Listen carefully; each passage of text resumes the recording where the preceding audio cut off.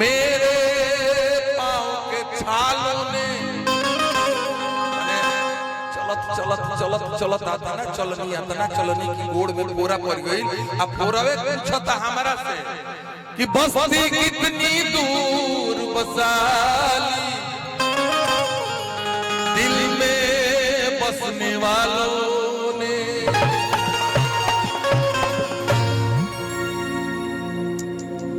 सबके सुने के मिलल बा आई भाई गीत सुनब सबे आई कंपनी हमार भगिना आपके गांव के लइका श्री दाऊद तिवारी के सुपुत्र बड़ सुपुत्र रवि तिवारी जी के कंपनी है BMW Bhojpuri music warehouse, वही कंपनी से गीत गौले कि जब हालात मारे वैसे कहनी है जब बाबा गावत रहे बाबा आजीवो गावेला बाकी सुने वाला के टेस्ट बदल गई बा। खाना वैसा नहीं बा, खाया लेके जीभ बिगड़ गई कि जब हालात मारे तो केहू औलाद मांगला। जब समय खराब होला कि जब माटी के घर होके तो बरसात मारे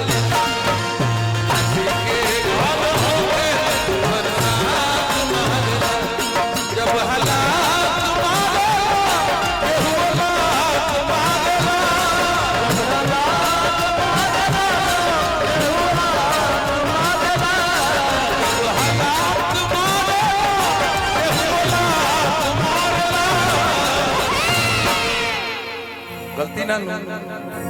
सही बात तो समर्थन गलती बात का ना कि जब माटी के घर होके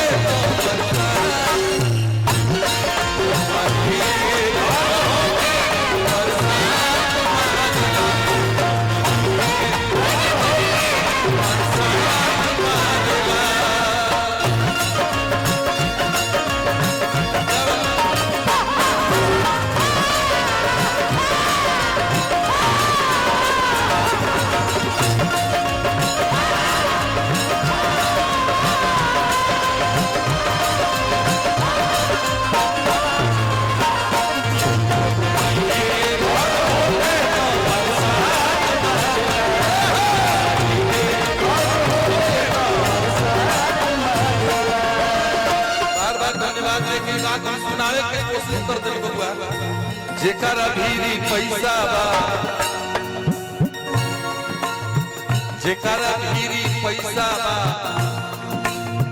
जमाना ओकरा साथे बा सच के झूठ के साथ बनावल पड़े।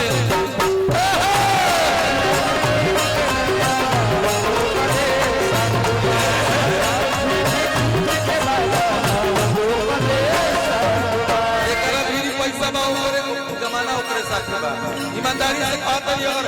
लोकसभा के चुनाव का टिकट दे दियो तो केकरा औकात का लड़ी ले पैसा बताओ चुनाव लड़ो चली नहीं कि ऐसा नहीं लोग हो गरीबी काहे ना तुम्हारा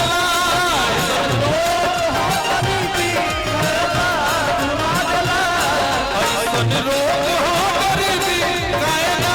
तुम्हारा। जब गरीबी आवेला कपड़ा लाता से जज करेला कपड़ा लाता निमन के पहले कर माने हल्लुक हां 50 गो नुकसान निकाले लगी 50 गो नुकसान निकाले लगी पैसा ना रही तो मारो बाबू ऐसा नी लोग हो गरीबी है ना तुम्हारा। जब माटी के घर होके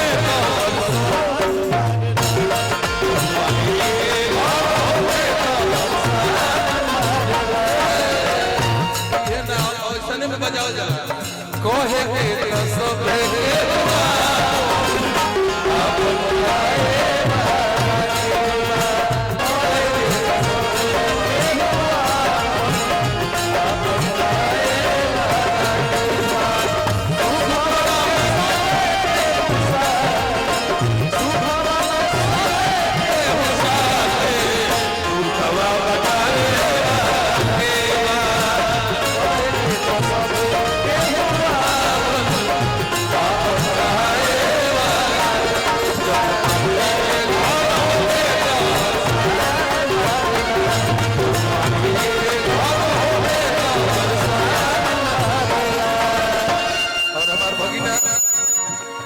रवि तिवारी जी के छोटे भाई छोटू तिवारी, आपके तरफ से बहुत बहुत सम्मान बा। ये हमारे छोट भाई कहीं मित्र कहीं, और रितेश भैया के परम प्रिय मित्र दोनों भाई माँ भगवती कलेक्शन, माँ भगवती कलेक्शन के मालिक है दोनों भाई हमारे बैठे बड़े लोग पुराना भोजपुर आदरणीय के सम्मान बा, स्वागत बा, वंदन अभिनंदन। और साथ ही साथ भैया हो जेकरा खाती खुशी खोजबा, जेकरा खाती खुशी खोजबा, जेकरा के प्यार करता ओकर का जरूरत बा, हाथ होई चीज जरूरत बा, वो चीज खाती कितना पैसा लगे, और पैसा खाती दौड़त रहो, तू सामानवा किन के ओकरा के दे दे को खुश हो जा। जेकरा खाती खुशी खोजबा उहे दी काम हो, दुनिया के रीत है कहे गवा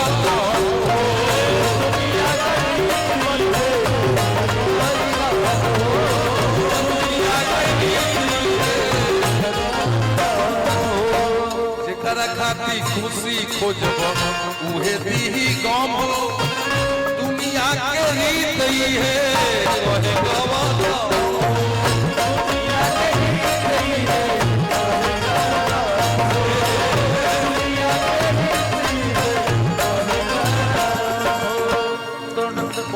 से तीर का मारी जवन बात मारेला,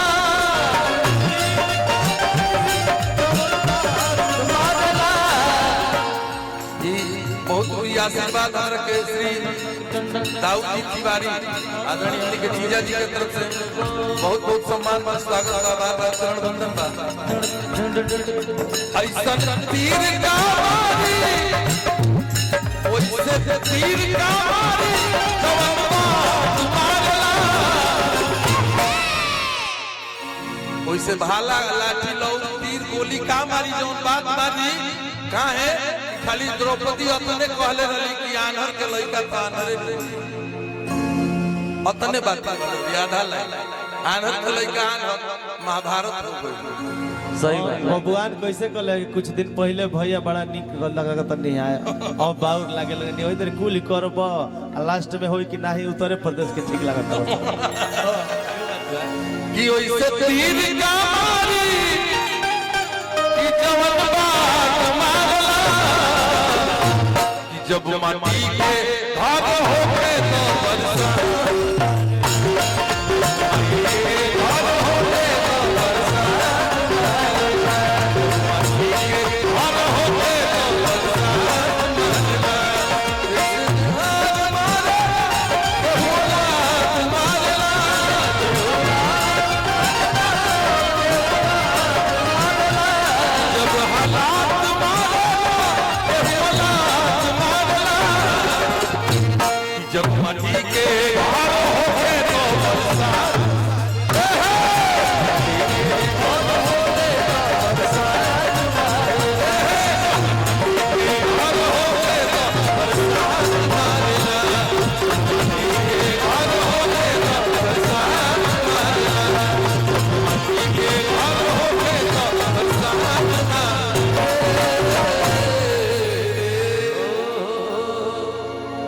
ताली